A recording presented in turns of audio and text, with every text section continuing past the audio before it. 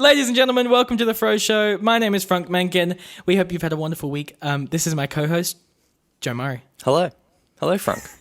Hello, Joseph. I Are we found still something... doing the awkward intro thing, or? Yeah, always.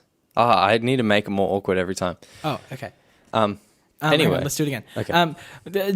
My co-host, Joe Murray. Are you going to say something? Oh, wow, that's my cue. Hey, Frank. Hey. My pop filters. Yeah. Hey. All right, Somehow I have into to it make then, next week more awkward since we're than that. finished with the awkward introductions. Yes. So I found something really cool this week that, about music, because I do music and stuff. This is still awkward. And I watched a video on, what's his name? I forgot his name. Billie Eilish's producer. He was getting interviewed and he just came up with saying that his hi-hat sounds in the song Bad Guy weren't actually hi-hats that he'd made in, I don't know, whatever program he uses. They were actually, and I thought this was really cool, the crosswalk sounds in Australia. Oh, so like the yeah thingy. Yeah. So did he sample it directly, or? I think he. I'm not actually sure. I think he did the first time he was here, and then went back and put them in his song. So in Bad Guy, listen to it. The hi hats in there that are really softly in the background are actually just the tuka from the Crossing the Lights. Oh. I'm never going to be able to unhear that. I'm going to listen to the song now, and I'm just going to go, oh, that's the hi-hat in Sydney. Yeah. You'll go to cross the you'll go to cross the street here, and you'll be like to the hi-hat, to the to the clicking. Yeah. All right. We can't sing too much, or we'll get we'll get fucking claimed. Oh yeah. Oops. But yeah, I thought that was so cool using hi-hats. Using it was a crosswalk sound. Real life sounds. Yeah. To for hi-hats. Music. Look what the heck. Yeah. That's really cool. I really like that. Yeah. People always sample things, especially in hip hop. Sample drums and things like that, but normally that's from comes originally from actual drums. Yeah. But yeah, no. Yeah, because didn't Ed Sheeran get into a lot of trouble for something like that, where they had a whole thing where he was a song that he did was sampled from a song from the 60s or something, and the creator sued him? Yeah. And lost? Or won? I don't remember. It was something like that. I don't know if he did. I'll do some research. I'll come back next week with the Ed Sheeran lawsuit story. I know because I remember that being a big thing a couple years ago, where there was a whole legal battle. Oh, I didn't hear about that too much. I know Katy Perry got in a lot of trouble with Dark Horse, I think. Yeah, I remember that, the Dark Horse thing. Yeah. And I remember listening to that and thinking it was very similar as well. It's the same chord progression and sample as well, which is interesting. Yeah. I think she won that one though, actually. I think she did. Because she had intellectual property or something in it and could prove that she had been writing it before that song was released. So It's that's always really I was just saying, it's crazy, copyright laws. They're so messed up. Well, I always find it really interesting because I feel like at this point in terms of creativity and stuff, we're kind of past the point of stuff being really original. Everything is going to sound a little bit like something else, unless we invent entirely new instruments and that sort of thing, or we start going into music that doesn't follow the Western standard, that goes into Middle Eastern standards of notes and that sort of thing, which would be very interesting, but I doubt we will. Yeah. Well, everyone's everything that everyone creates is influenced by something. That's how they had to come up with it. So it's always going to sound slightly something else. So yeah, it's always going to be a little funky. For sure. It is interesting to think about in terms of at what point do we stop making new creative works and it's just rehashes of originals? Yeah. Because surely every drum like every drum fill has been done. Surely every drum beat has been done. Yeah, well, I don't know. Maybe not. Maybe not. I mean, I have no idea. Because if you actually think about it, there's only so many fills you can do. Like, speaking about drums in particular. Well, I suppose you can just make one longer. That's true. You could just get to a point where you're doing like 12, 16, 24 bar fills. Yeah. Just hectic. It just never ends. It just keeps going forever and ever and ever. The whole song is just a drum fill. Drum fills the album. Yeah. They just put chords behind it to make it slightly better. Yeah. But yeah, I don't know. But as soon as you create something, that's covered by copyright. So. Yeah, is it as soon as you create it, or is it as soon as you release it?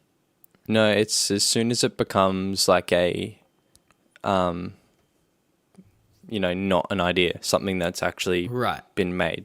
So essentially, as soon as I take a picture or I film something, it is immediately my intellectual property. Mm-hmm. Interesting. Yep. Huh. Okay. I'm sure there's like workarounds for that as well. Like in terms of if you take a picture of a person without their consent, then it's like it's their intellectual property, but it's also like yours. That's always a weird one with street photography. Yeah. And like taking pictures of other people and stuff. But that Billie Eilish thing is really interesting as well in terms of like copyright and stuff, because someone made that like crosswalk sound at some point. So you'd think that that's copyrighted. So could the original creator of the crosswalk sound sue Billie Eilish? The traffic light manufacturers just take Billie Eilish to court. Yeah, they're like, hey, you used our traffic walk sound. I reckon they genuinely have a case. Yeah, probably. Oh, no, because it's a sample. Samples are fine, isn't it? Well, yeah, I don't know. I don't understand, because I thought there's only a certain amount of time, like you can have a certain amount of time sampled. But then a while ago, someone took, I don't remember who it was, but someone took a Prince, like a snare drum from a Prince song. Yeah, I heard about this. Yeah, and he won, I'm pretty sure. And like a snare drum's a very short amount of time. Yeah, I think the issue with that was though that it was a very specific snare drum. Like it was the drummer's intellectual property because he like very meticulously created that sound. I think it was something really stupid like that. Yeah, where it was like where they'd actually copyrighted that sound in particular, which is why they had a case. Right. So I think it's just like kind of random whether or not you're going to get sued based on what you sample. Yeah, kind of messed up. But no, I'm sure there's other stuff like that in terms of like interesting samples or like weird things like that where you don't expect a sound to come from. From like a specific source. Yeah, I can't think of any others in music, but I saw this video about film. There's always crazy cool like Foley stuff they do in film, but this guy was like, it was a TED talk I think, and he was talking about Foley, and he showed 3 videos, and he's like, "Okay, I'm going to show 3 videos, and they're all of rain, and 2 of them are real, and 1 of them is fake, and you have to guess which one is the fake, like replace sound." Okay. So he played them all individually, and he got to the end, and he asked people to show their hands and whatever. And then he was like, "Okay, well, you're all wrong because they're all bacon." And it was like actually like bacon sizzling, like cooking bacon. Yeah, sizzling bacon, and it sounded like so much like rain. Like we were fully convinced that it was rain. That's insane. Yeah, and it was bacon. I saw something like that. I was watching a guy do a breakdown. It was like a 45-minute video of him doing a breakdown of how he made a commercial for like a like what are they called? The energy drinks, like energy drink companies, but the ones that come in powders, like they're for like post or pre-workout stuff. Yeah. And he did an ad for them, And one interesting thing, which isn't related to sound, but is interesting, is that you know how like you see those videos where it's like the water droplets are like coming down, and you can never never replicate it when you try it yourself. So because they're not using water, they're using glycerin, like which is why it's so sticky. So when it's slowed down, it looks just like water. It's super interesting. But the sound thing that he was talking about was in that shot where he was using the glycerin to make the water droplets come down. Instead of using a water sound, he used a sound effect called like intestines something. Like it was just someone in like pig intestines going like. Ew. But it sounded just like water, and you wouldn't know otherwise in the ad. Like he showed you the ad beforehand, and you were like, "Wow, that's a great sound effect." And he was like, "It's pig intestines." And I was like, "Oh, that is okay." But no, gross. it's always interesting. What was the one that you said? The rain, the bacon. Yeah. Are there other ones like that? Surely you would know some more in that realm of weird sound Foley stuff. Well, I know like fruit. Crushing up fruit's always used for like zombies and stuff. Yeah, just for any sort of blood related things, like being stabbed. Well, I saw one with where the guy had like a capsicum. Oh no, it was a cabbage. He had a cabbage, and he was like ripping into the cabbage for zombie sound effects. Yeah. That's like ripping into flesh sort of thing.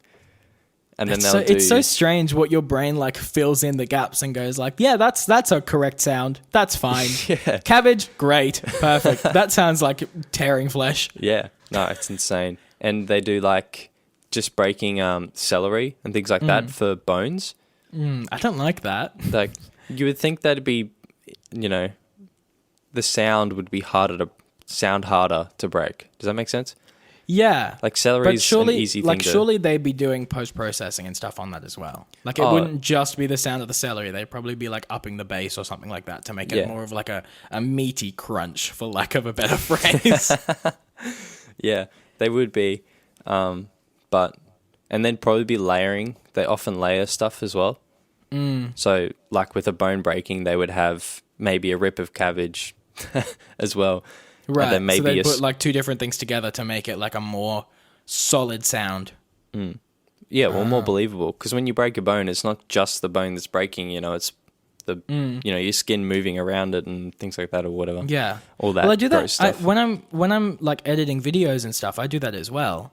With like layering audio, not just for Foley stuff, but for voice and stuff as well. Like if I'm doing like a talking head video or something like that where there's dialogue. For like posting stuff online, you don't want it to be in stereo. You want it to be in mono for video, at least, because a lot of people will be listening to them on like shitty phone speakers and that sort of thing. Yeah. Where stereo just doesn't work. So you have to make it mono, but then the issue is you lose so much of that like resonance and that like deeper tone if it's in mono, as opposed to if it's in stereo, especially for video. So literally all you do is you duplicate the track and put the track right underneath it and just have two playing at the exact same time in mono. And it gives you like that fake stereo sound of like that really meaty, nice sound. And it's just like little tricks like that I find really interesting. Like when I found that, I was like, oh, that makes sense. Yeah. Oh, there you go. But it just makes your audio sound so much nicer. Yeah, right. Yeah. That's similar to when you got to like mix music for radio and stuff like that, because it's like when you're a certain distance away from the radio tower, it doesn't broadcast in stereo; it broadcasts in mono. How do they know that it's like that distance away? I think it's just that maybe the strength of the broadcast. I don't know. So like when it gets off a certain strength, I guess, of can't like think of the signal. Word. Yeah, then it goes to mono. That'd be interesting to look into how that works. Actually, I might do that. Yeah, that should be your research task for the next week. Yeah, is how that works. Because would they be sending out like a slightly weaker signal for the mono, and then they just cut the higher signal for the stereo?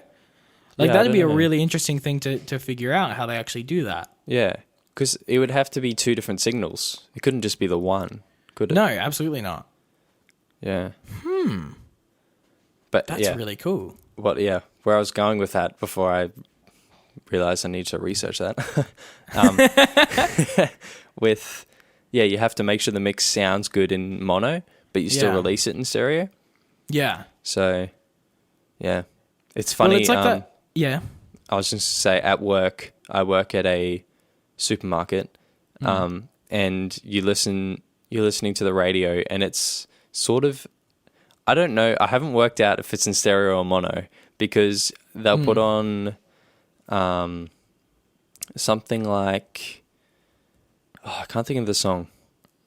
There's this one song that has, maybe Joyride, I think it's called. It's an older one. But let's say Bohemian Rhapsody. Say they play that, and that has like different voices and different ears. When you get to like the middle opera part, and like you can't hear some of the voices. So I wonder if because it's deliberately in stereo. Yeah, well, I wonder if that's because it's in mono and you lose some of the voices, or if it's actually in stereo and maybe some of the voices are at the other end of the store.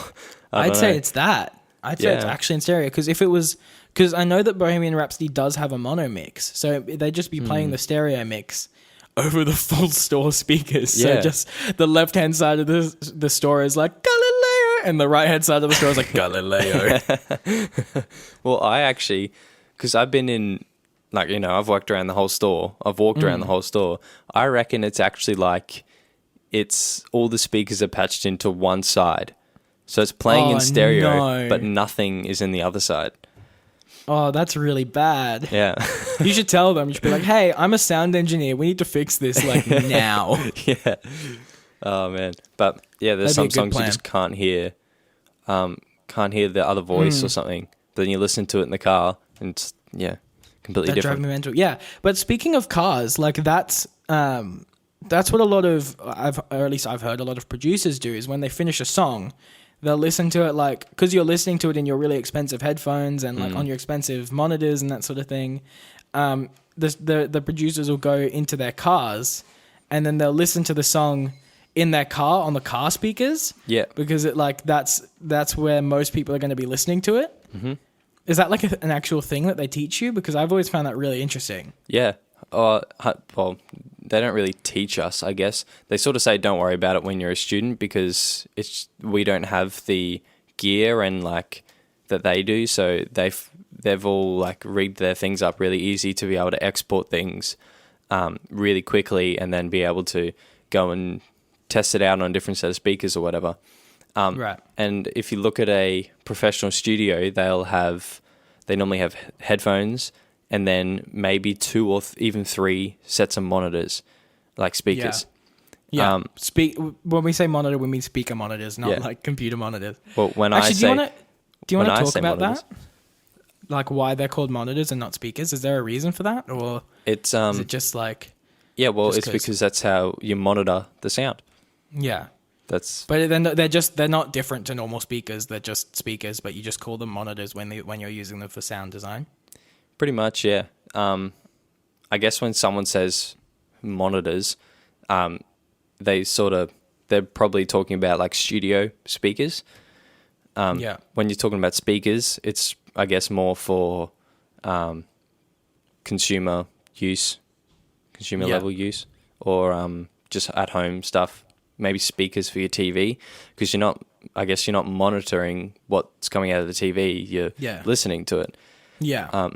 Whereas if I'm doing a mix, I'm not, I guess, listening to it. I'm monitoring it and trying to work out maybe what's wrong with it or whatever. Yeah. Yeah, right. So it's just the different use cases depending on whether you're calling it a monitor or a speaker. Yeah. I think so. Interesting. Well, I mean, on the topic of movies, last week I talked about that Mission Impossible scene with like, I still can't get over that video. Yeah, with like cameramen doing just insane shit. I found a new one. Oh, what? It's from a movie that hasn't come out yet. It's a movie called Extraction. Okay. And it probably won't come out for quite some time, considering like everything that's going on.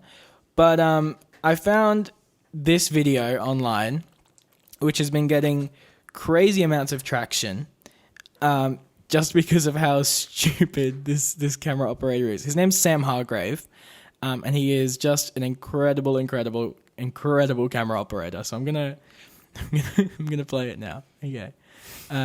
So for the audio listeners, I'll describe the clip afterwards. It's a very short one. It's only 15 seconds, so I'll play it now.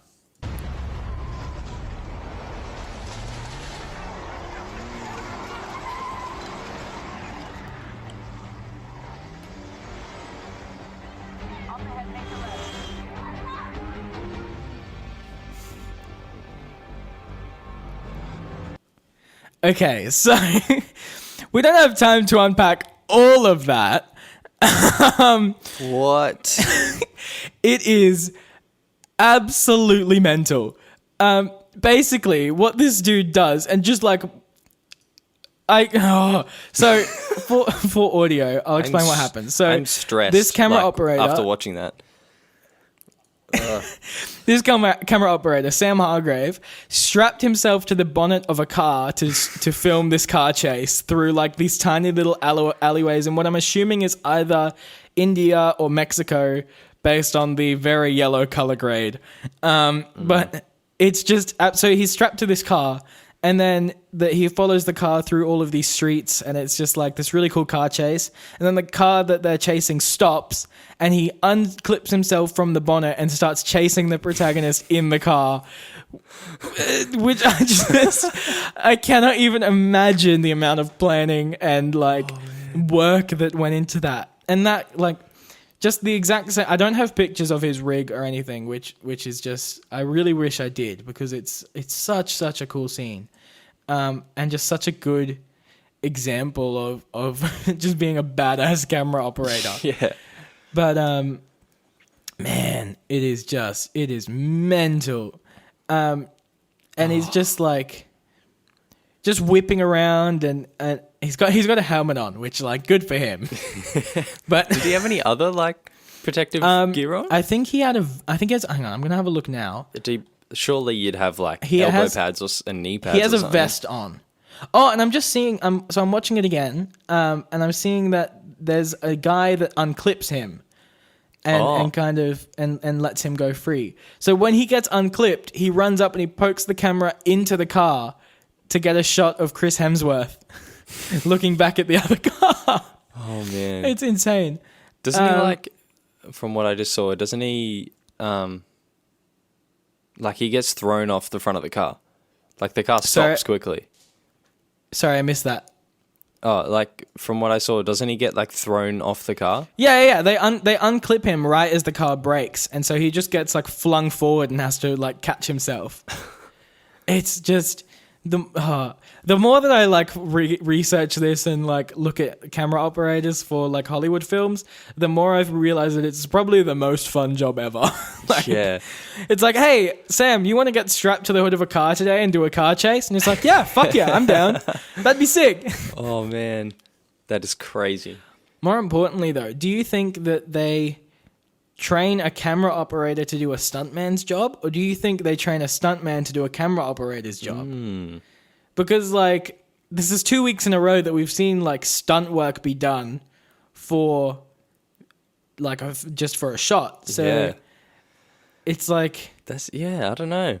Yeah, it's like there was like that conversation they had about like astronauts and stuff. I think it was for one of the space programs where they were like, is it easier to train an astronaut to be to like learn all these complex programs, or is it easier to train a person who already knows all these complex programs to be an astronaut? It's like that catch-22 of like, which way do you go in terms of who do you teach what? I think that was a movie actually that I'm referencing. I think it might be like I think it might be Armageddon. Oh yeah. The one where they have to go to like is it I haven't Armageddon? seen it. It's the one where they have to like, there's like an asteroid coming to Earth, like being shot at Earth, and they have to, they send up a crew of like miners, to like drill through the asteroid and blow it up from the center. I think it's Armageddon. Really good I don't movie, know. but I think that's what I'm thinking of is that discussion where they're deciding whether they want to send miners up and teach them how to be astronauts or teach astronauts how to be miners. And I think they end up teaching astronauts how to be miners because they want like really intelligent people to do it. And I think it was like a sacrifice mission or something. Anyway, good movie. I liked it. I think it has Bruce Willis, if I remember correctly. But on the topic of like movie scenes and stuff, I found another really interesting fact today. So you've seen Baby Driver, right? The movie? Oh, yes. With Ansel I Elgort. love that movie. So Baby Driver is literally my favorite movie of all time because it combines my favorite things of all time, incredible acting, great shots, great soundtracks, and one of my favorite directors of all time. So it's just like... And car it's really chases. And car chase. It's basically like my wet dream of a film is like amazing cinematography with great actors and everything in between. But if you haven't seen Baby Driver, there's a scene where like in the like center like start to the middle of the film where they do a bank robbery, and they get asked to get the Michael Myers mask from Halloween, which is like a really, really creepy mask, really scary mask. And then they arrive and they like, he hands out the masks and he's like, what the fuck, man? This isn't the Michael Myers mask from Halloween. It's a picture of Michael Myers. It's like a mask of Michael Myers as Austin Powers, which is fucking hilarious. It's such a great joke. But what I found out this week is why they did that joke, because it wasn't originally intended to be a joke. They wanted to actually get the Michael Myers Halloween masks, but they couldn't get the rights to it. So Edgar Wright, the director, reached out to Mike Myers and asked if they could use his likeness for the masks. He thought it'd be funny and said yes. Wow. So he literally like called up Mike Myers and was like, yo, dude, can we use your face for masks in the movie? And he went, yeah. He went, yeah, fuck it, man. That's my Mike Myers impression. It's not very good.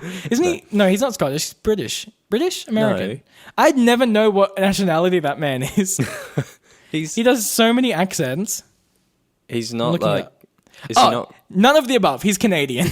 What? Yeah. But he does Shrek so well. He's born in Scarborough, Canada. He is 56 this year. Wow. Interesting. I thought he was much older than that. Sorry, Mike. Really? Yeah. That makes me feel old. I thought he was younger than that. I thought he was in his 70s now. He's just had such a prominent career in the 80s and 90s that I kind of just assumed he was older. Yeah, okay. That's fair. And he's a great actor. He's fucking funny. He was really funny.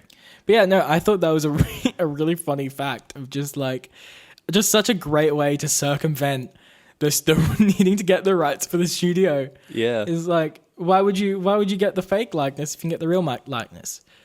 On that though, have you seen Halloween, the original movie? No. Okay, so I have not. In the movie, I'll get a picture of it up quickly so I can show you. But in the movie, the main bad guy is Michael Myers. By pure coincidence, is just the dude's name. But he has this mask on, right? So I'm getting a picture up of it. Wait, is that the name of the name of the character? Yeah. Oh. So the name of the character is Michael Myers. So this is a picture of Michael Myers so that you can see it. So that's the mask, right? That's what he looks like. And so it's just like this white mask with really creepy hair.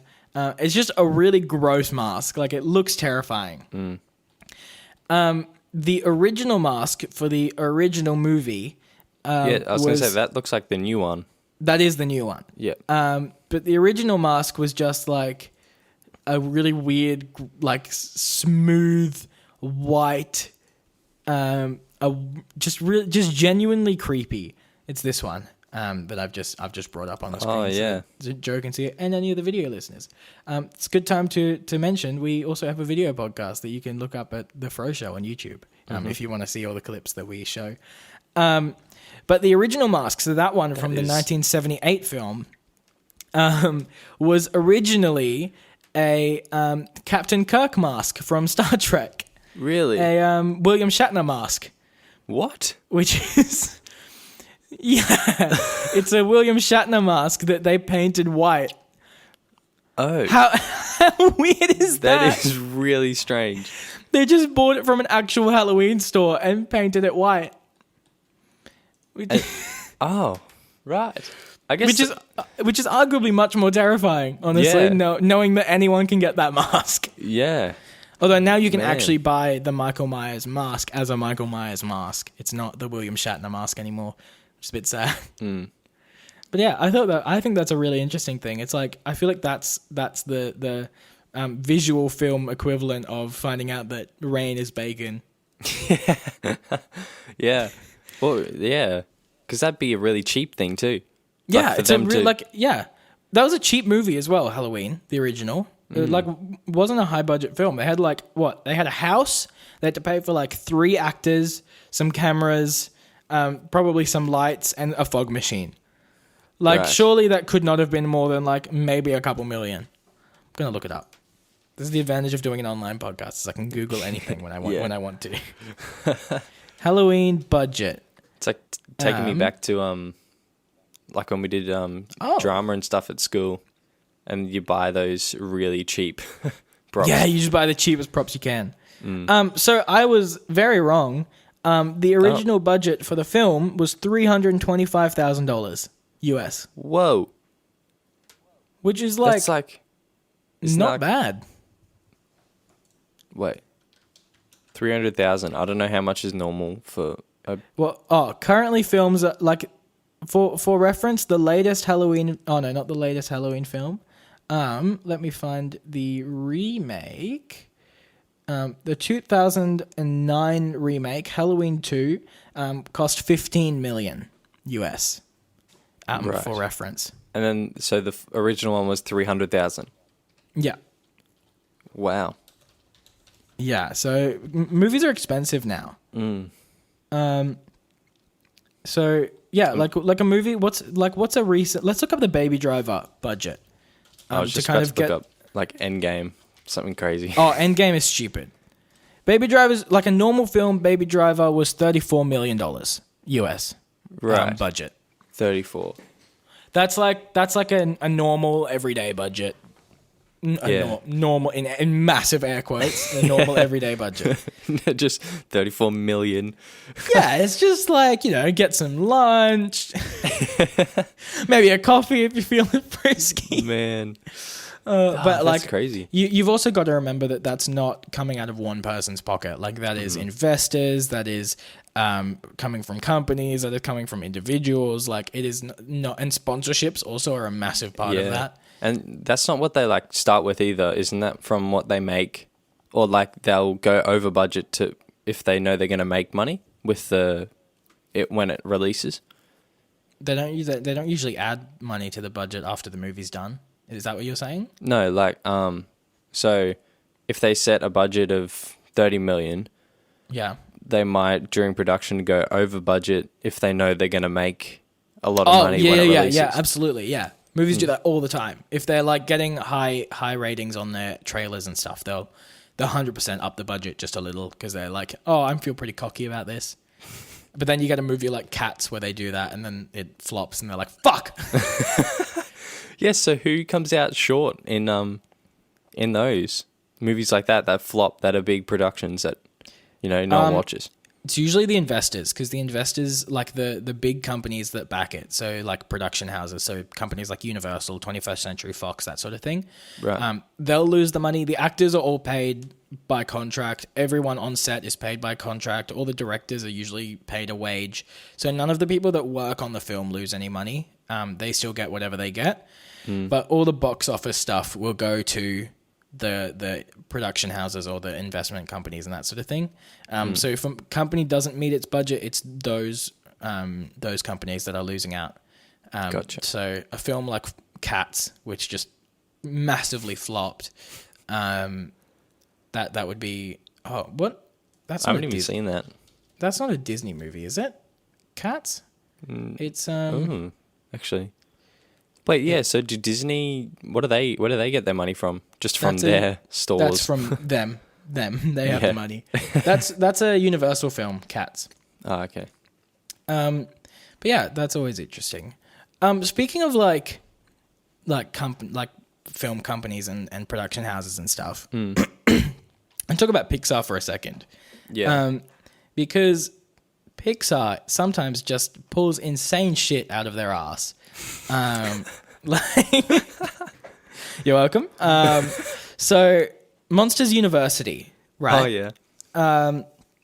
So Monsters University, basically every film that Pixar does, they want to be upping the production of their prior film. So they want it to be the best movie they can possibly make it, which is fair, especially because like animated movies are getting less and less views these days because people are like having more access to easier content through Netflix and that sort of thing.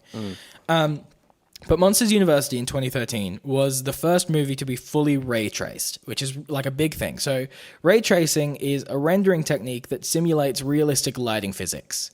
So that's having things like bump maps on walls. That's having things like reflection maps for everything. So every single thing in the scene has its own value that determines how reflective it is, how bumpy it is, how much texture it has.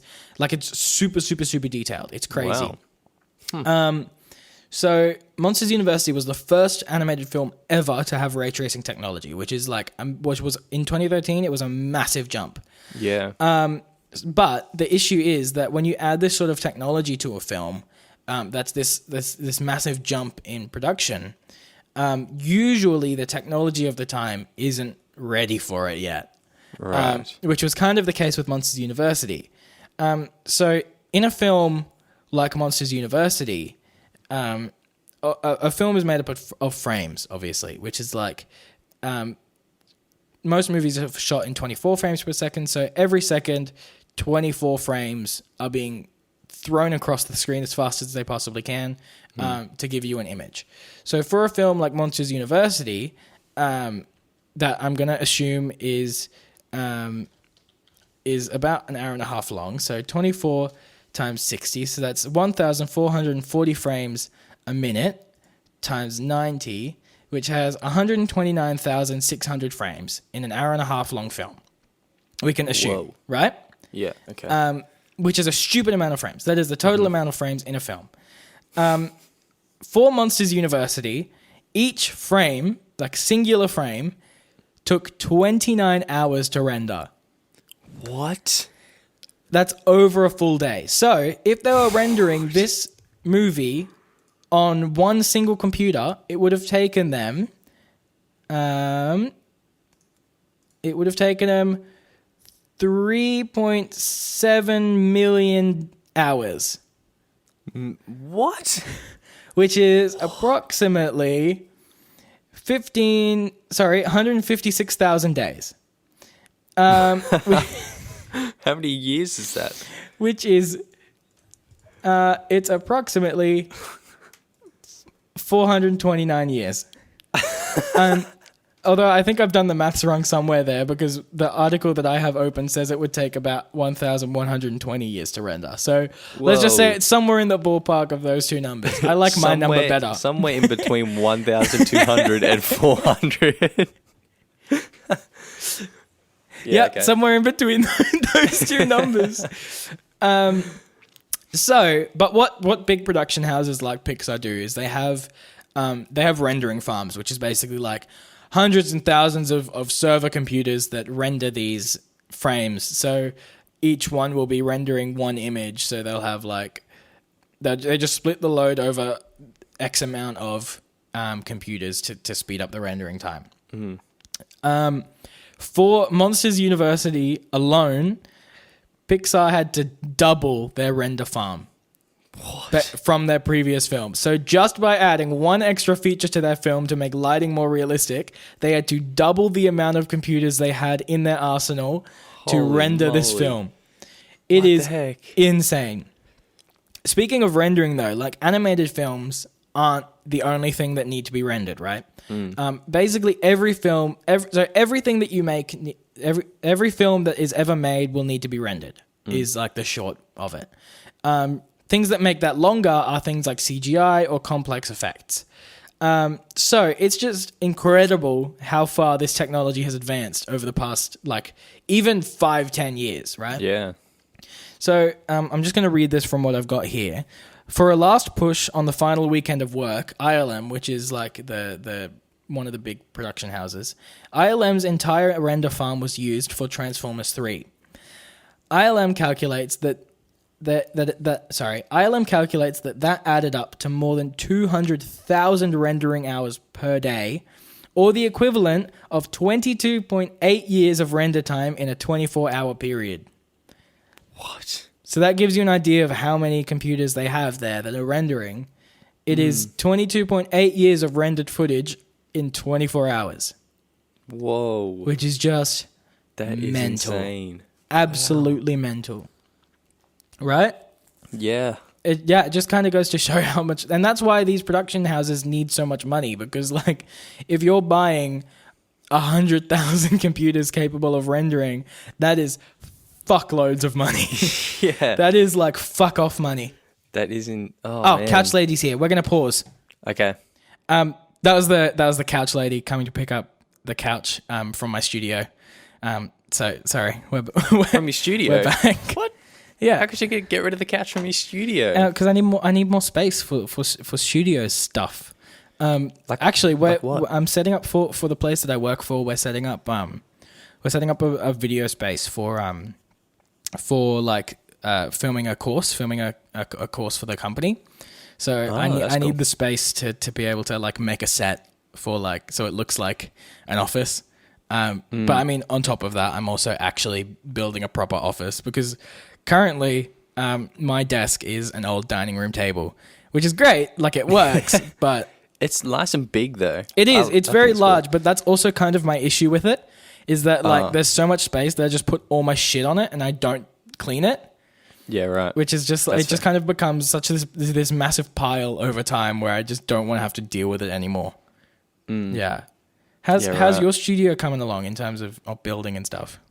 Yeah, well, gonna be honest, haven't really done anything since last week. That's because doing trimesters at uni last week. Well, I'm going into my last week, but everything was due like yesterday. Right. So, yeah, haven't done much on it, but I'm very excited. After next week, I'll be building more stuff and finishing it off. It's 99% built. There's just some little bits and pieces that need to be done. So that's good. Pretty cool. That's really exciting. I'm actually so keen to see it like in person. Yeah. Actually, it's really nice. So I've just got. Sorry, go. Yeah. Well, I was just gonna say what I like. I just gotta do some. You can kind of see it in the corner. Mm-hmm. It's not really done. Oh yeah. There's like that. There's a gap in Joe's wood. Yeah. That's not good. Wait, what? Not my wood, my room. Your room's wood. Yeah. So I got to fix up bits and pieces like that. Right. yeah,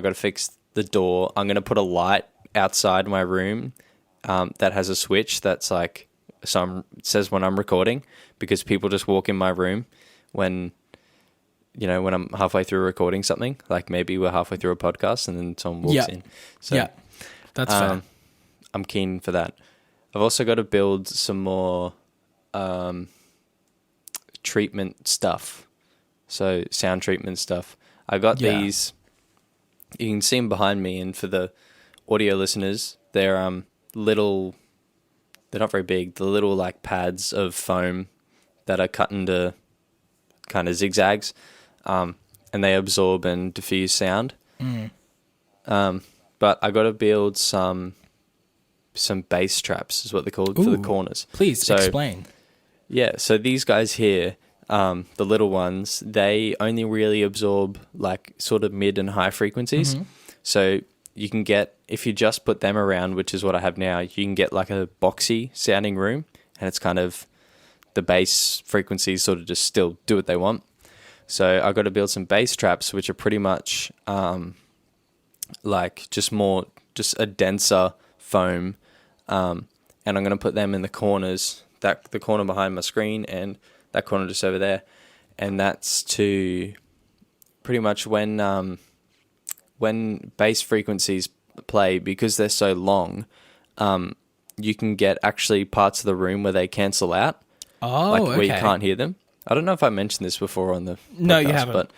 But so yeah, it's kind of cool if you play like a tone through your speakers, like maybe 100 hertz, and then walk around. You'll actually be able to hear where the sound sort of is softer, and then when it's louder. That's really cool. And what it is pretty much is where the waveforms like bounce off the wall and then come back, and then when they sort of meet up, if they meet up when they're I don't remember which way around it is, but like one way, I think it's when the amplitudes are opposite, they cancel out. Mm-hmm. Something like that. Or no. Yeah, it's when they're opposite, they cancel out. And then when they're like together and exactly the same, they double in volume. Oh. And because the like a waveform for maybe 100 hertz is so long, maybe it's a meter long, yeah, there are actually going to be parts in the room that will be quieter and then louder, over another 30 centimeters. That's so strange. So like it makes if sense, but that's so weird. It is kind of weird, and it's crazy. Like, you look like such a weirdo when you try it out and you're walking around the room like, bobbing your head. And yeah, you look really weird, but it's something you should try because it's really cool. But so what I got to do is, normally they get really loud along the walls. Yeah. Like that's generally where they'll increase in volume. So I've and when walls meet, like two walls are close together, then you get a corner, and that in that corner it'll just get louder again, because if it's near that wall and it gets louder near that wall and gets louder near the wall next to it, it's going to get even louder in the corner. So you put bass traps in the corners normally, and that'll sort of deaden the bass frequencies a little bit. Right, and that'll make it more of an even sound rather than like jumping up and down. Yeah, right. So the bass just won't do as whatever it wants, which is kind of what it's doing at the moment. That's really interesting. Yeah. You mentioned last week that you did like a thing with mirrors to like get the placement right for your the sound foam stuff. Yeah. I know you kind of explained it last week, but do you want to go a bit more in depth on that, because my little brain was very confused. Sure. So what I was doing there pretty much is I'm covering the first reflection points. So which are? When sound comes out of a speaker, it doesn't just go forward, right? So even same when we speak, when we speak, the sound doesn't go just forward. You don't get like a 2D sound wave coming out of your mouth. It's 3D, so it goes everywhere. Right. So it'll go sideways, it'll go on an angle, it'll go forward, it'll go up, it'll go down. Yeah. And same with speakers. Like a big duck bill. Yeah, it just goes everywhere. Yeah. Except backwards. Like if I'm speaking, it won't go backwards. Yeah. Well, it will a little bit, but anyway. So what I was doing is I was sitting in the sweet spot, which is just a little bit back from where I am now. And someone went around the walls with a mirror. And so they put the mirror on the wall, and then they would move it around until I saw a speaker. And when I can see a speaker through the mirror, that means that the sound is going to go from the speaker to that wall. See the speaker through the mirror, like in your peripheral vision. Yeah. Right. Well, I'm sitting in my spot and I'm turning my head. Oh, okay. Sort of thing. So I can see that speaker in the mirror there. And that means that when the sound comes out of the speaker, because it's not just going to go straight ahead, it's going to go everywhere. I know that it's definitely going to hit the wall there and bounce back to me. Right. So if I don't cover that with some sort of diffusion or absorption to get rid of that sound, I'm not only going to be hearing what's coming out of the speakers, I'm going to be hearing a sum of what's coming straight from the speakers to my ears and what's bouncing off the wall. So it's like to get a more accurate sound then. Yeah. So now that I've got that there, I know that I'm only hearing, well, some of it will be bouncing back off that, but I know that I'm pretty much just hearing what's coming out of the speakers. Right. So you're not hearing the reflection of the rest of your room, basically. Yeah, pretty much. Interesting. So, yeah, I've put them up other places as well. That's the only one you can see at the moment, but they're like behind the speakers because some sound will go out the back of the speakers. So I'm not hearing a reflection of that. There's one on the ceiling above me. Mm. So same deal. Dad had to get up on a ladder and hold a mirror until I could see the speakers. But yeah, got a really big one above me. Nice. And then I sort of got a couple of ones that I can move around. So they normally sit over there, sort of behind me to my right. Actually, they are up. Sorry, you can just see it in frame. I can just see just a little tiny bit. Yeah, so that was the same thing again. I knew that we pretty much went around on all four walls where I could see a speaker. So there's ones behind here, there's one there, and then there's one on that wall. So Dad went around with the mirror on that wall till I can see the speaker in the mirror over there. And then I know that the sound's going to bounce off that wall there at that point and then come back to me. So yeah, you'll have to come help me soundproof my space then. Once my studio's actually like built and stuff. Yeah. Well, actually, you just said soundproof. Oh, is this different? Oh, I'm yes, sorry. This is different. This is actually something I wanted to talk about. I meant. Oh, yes, I do know the difference. But yes, go.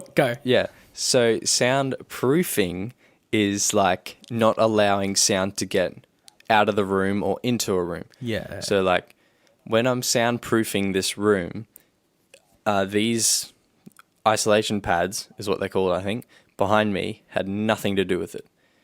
Right. So, soundproofing is like when I play music in here, I want to make the room soundproof so that no one can hear it outside. Yeah, so that's like a don't be annoying-inator. Yeah. So that's like when I'm building the walls and what I'm putting in the walls and how thick I'm making them and things like that. Right. That's how you soundproof a room. So that's in the actual building of the room. You can't really do much for that after your room is built. No, not really. Right. What people do a lot of, and a lot of pro studios are like this, it's actually a room inside a room. So they'll build a room pretty much, and then to make sure it's soundproof, they'll build another room in the room just inside it. Yeah. And then they'll leave a little air gap, and that air pretty much what kills sound is people think it's just stuffing like really dense stuff in there will kill sound, but what actually can kill sound faster is changing up materials. Right. So going from like wood to carpet to air to whatever. Yeah. So what people do is they get the cheapest material out there, which is air, and they'll just stick that between like one wall and then another wall. Interesting.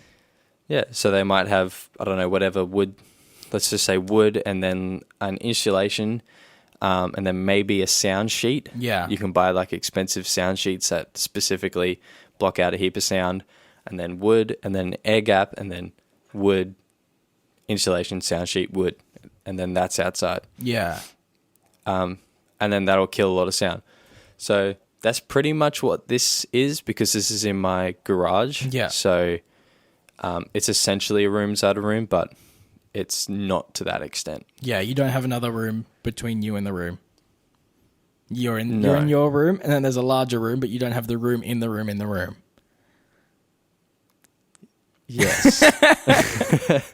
It's like the outside room isn't as sealed as they would normally have it. Yeah, that's what I'm trying to say. Yes. But yeah. Man. So that's what soundproofing is, and then sound treatment is what I was talking about with this stuff. Yeah. So would sound treatment also help with like recording as well as monitoring? Yep. Right. So same thing. If I'm singing into a microphone or talking to a microphone, what this microphone's picking up is reflections of other things as well. Yeah. So it's picking up what's coming out of my mouth. It'll pick up a little bit what's bouncing off the screen to the microphone, things like that. But then, like, I've got that behind me, so it's probably not picking up anything from that wall. I have my thingy isolation panel above me, so it's probably not picking up anything from the ceiling. But yeah, so same thing with recording. And what they also do is just... you know how sometimes if you like clap, or you can say, cooey in a cave, or like and it echoes, concrete stairwell or something, and it echoes a heap. Yeah, so what they do is they stop those echoes, or reduce them quite a bit. Yeah. Because they'll absorb sound and then diffuse it. So when sound's bouncing off two like parallel walls, it can last a long time. Yeah. Just keep bouncing. But that's why these pads behind me have like divots in them. And what that does is it makes sound bounce off in different directions. Right. So it'll kill it faster. Interesting. So it sort of doesn't bounce around as much. Yeah. Well, now that the couch is gone in my studio, my room is a lot echoier. Yeah. Which is interesting. And that's just because that's just a massive absorbing thing. Exactly. Yeah. So I'm going to have to figure out a way to treat the room. Yeah. Which will be interesting. Yeah, there's heaps of like cheap ways you can do it. Mattresses. Just put carpet down, like that's... Ew, no. Mattresses, I don't want carpet in here. No, thank you. Oh, well then don't do carpet. I got carpet in here, but that's because it was a really reflective in here before. Yeah, because you would have had concrete, wouldn't you? Yeah. Yeah. It was concrete, and then even the ceiling is like super smooth, so it was really like you clap and it just... just reverberate forever. It'd be like an echo chamber. Yeah, go for ages. But now I put a couch there, so it's like, yeah, it's great. We have time for one more thing, I think. I kind of want to stay on the topic of studios and stuff, but kind of pivot slightly. In terms of like gear and that sort of thing, because I think both in like sound and in film and photography, there's this massive kind of want and need for new gear, because you're always like, if I just had X thing, my work would be so much better. Like it would just make my work so much easier and so much nicer and that sort of thing. And then you get the thing and you're like, this is basically the same. This makes very little difference. But like, what are your thoughts in like when is it necessary for you to like change gear? Because I know that for me, like I just upgraded my camera. I just bought the EOS R. I've been on the 80D for a year now, and I'm like kind of at the point where I'm getting ready for a change. I probably could have delayed it longer, but I really wanted an electronic viewfinder. So I made the purchase mostly because it's something that makes me happy. But if I was talking from an entirely business point of view and like a necessity point of view, it helps with my work, but it is by no means a necessity. So at what point do you think you should be buying new gear? That's a hard one, because I'm in that pickle at the moment. Oh, do tell. Well, I'd really like a new interface that's, I guess, bigger. Yeah. So I don't have a proper interface at the moment.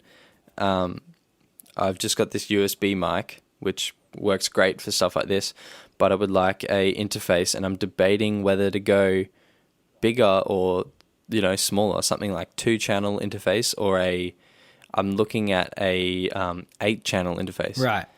And the reason why I was looking at that is because then I can, if I record bands in the future and things like that, I won't need to upgrade again. Yeah. For that. So that's my philosophy with that sort of thing, is like I would rather spend more money on one thing now than have to buy another thing later. Yeah. So I think when you're starting out, just getting what's necessary. So like what I have now, which is, a computer that will run the things I need to run. Some decent headphones. If you can't afford decent speakers, at least just some decent headphones, for sound people, that is. And then... I mean, even for video, that's also a thing. Yeah, true. But speakers will always be better, I think. But then when you get speakers, they say that you can get $1 million speakers, but they will never sound good in a well-treated room. So that's another thing to think about with speakers. We had really nice Opal speakers, they're called, in our studio with the Neve desk. Such a nice analog console. But the room it was in, there was like super bright and harsh. Right. And it wasn't really nice. And the room was just so dead. So it didn't really work. But then they moved them to a different studio, which is a little bit more live and it was a bit bigger. And they sound so good. So I think just getting what you need at the beginning, but then I don't know when to upgrade. What are your thoughts on when to upgrade, I guess? Well, I mean, there's kind of two things that I've always like kind of relied on. One is if I've very obviously outgrown a piece of gear, it's time for me to upgrade. Like with my first camera, I was on, it's this one, that one. It's a 550D. And I just got to the point where I needed a better sensor and I needed better video capabilities because that's what my work demanded. So I upgraded to the 80D, which has video capabilities and a much better sensor.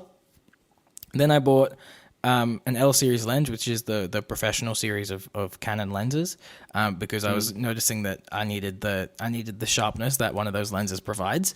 So those were all necessary purchases for me. And I'm kind of torn at the moment on the purchase I just made because it is a necessary purchase, but I could have delayed it is the thing. Because it's like, yes, I do need two cameras because doing a two camera setup with the 550D here and the 80D that I have just doesn't work because they're so far apart in terms of quality that it's really difficult to edit them together and make them look coherent and like they're one camera. Right. So for a two camera setup, which is what I need for my work, I did need to upgrade. The other reason I'm upgrading is because it's a full frame sensor over a APS-C sensor, which is a very long conversation that I'm going to add to my list for next week on what that is. But it's just like and this camera has 4K, the new camera has 4K, cropped 4K, but still 4K over the 1080p HD. So it's just lots of quality of life improvements, which are just going to make my life easier, my workflow easier. But like generally, I think it's a lot more important to get gear that just works as opposed to gear that you think is fun or exciting. That being said, I was going to wait for Canon's new camera, and I was going to talk about that today, but I might save it for next week. I was going to wait for that one, but looking at the specs of it, I can't justify spending $5,000 on it because I'm not going to use most of the capabilities that the camera has. Right. So it's just like the weighing up of the pros and cons. So I think that it's you need to have a healthy balance of I want this thing for me and it's beneficial to my work. Like a solid 50-50 balance is always kind of helpful for that sort of thing, I think. Yeah, for sure. And it's got to match up with your budget as well. Yeah, 100%. Don't go over budget. It's not worth it, I don't think. Yeah. I mean, I think camera stuff is kind of different in that regard because there's not a lot of cheap options in terms of like once you get into professional cameras and that sort of thing, everything is going to be expensive. Like there is no low end version of a cinema camera really. Yeah, well, that's similar in sound with, I guess, outboard gear and analog stuff. As soon as you kind of move out of the realm of digital, it always I think like analog, running anything through analog sounds really nice and really full. Like it's just something you just can't get with digital processing. Yeah. But yeah, again, just it's crazy expensive. So unless, you wouldn't go buy a Neve summing amp. Maybe I can explain this next week. Yeah. A Neve summing amp for if you're just doing, I don't know, podcasts. So. Yeah, exactly. Like it all depends on your use case. And it also depends on the size of the project that you're working on as well, I think. Because like if I get asked to shoot a film, I'm not going to shoot a film on a DSLR. I'm going to like take the budget and get the budget of the film to buy a $15,000 cinema camera with all the attachments that I'd need. Like I'm not gonna make it work with the gear that I have just because I'm gonna be anal about the fact that it's expensive. Like there is a reason that stuff is expensive, and it's because of the quality that stuff presents. Yeah, but if you don't need that level of quality for your work, then I don't think it's necessary. I think that's also what you're getting at in terms of buying stuff. All right, I'm hungry, so Same. I think that we should finish up here. This has been a fun one. I think this has been a much more technical episode, but it has been a really fun episode.